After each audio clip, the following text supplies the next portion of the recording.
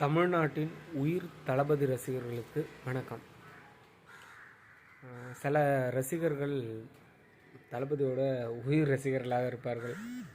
என்ன மாதிரி நாங்களாம் படத்துக்கு போகும்போது கூட, தளபதி படத்துக்கு போகும்போது கூட எங்களோட ஃப்ரெண்ட்ஸ் எல்லாம் கூப்பிட்டு போவோம்.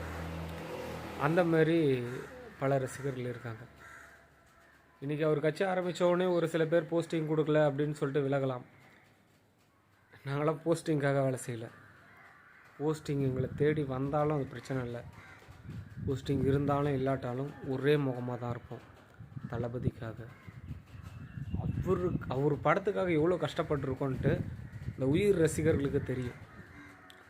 தலைவா படம் பிரச்சனை எந்த அளவுக்கு இருந்ததுன்ட்டு எல்லாருக்குமே தெரியணும். அந்த படம் ரிலீஸ் ஆகலைன்னு சொல்லிட்டு அன்னைக்கு ரோட்டில் இறங்கி போராடின ஒரு சில பேரில் நானும் வருவேன். நான் இப்போ எதுக்கு இதெல்லாம் பேசுகிறேன் அப்படின்னு பார்த்தீங்கன்னா, ஒரு சில பேர் போஸ்டிங்காக ஆசைப்பட்டு வேறு கட்சியில் இணையிறேன் அப்படின்ற மாதிரிலாம் போகிறாங்க. அதெல்லாம் போயிட்டு போட்டோம்.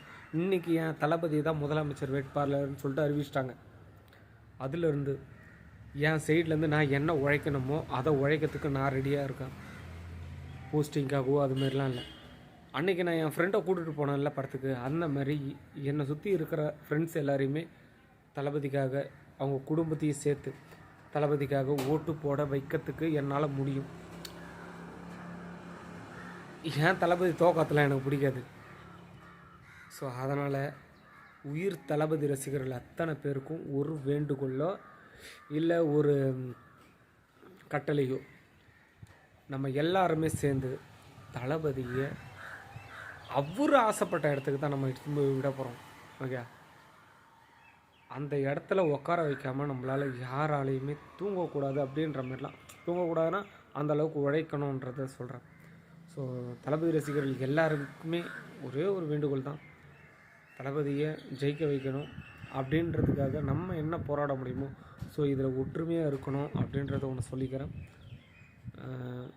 யாரோ ஏதோ சொல்கிறாங்க, யாரோ புதுசாக வராங்க, அதனால் நமக்கான அங்கீகாரம் கிடைக்காதுன்ட்டு நினைக்காதீங்க. நமக்கான அங்கீகாரம் என்றைக்குமே இருக்குது.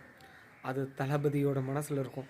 ஸோ அதேமாரி நம்ம ஒவ்வொருத்தருக்கும் தளபதி பார்க்கலனாலும் அவரை படத்தை பார்த்து என்ஜாய் பண்ணிப்போம், சந்தோஷப்பட்டுப்போம். அந்த போஸ்டிங்காகலாம் அடித்தது இல்லைங்க.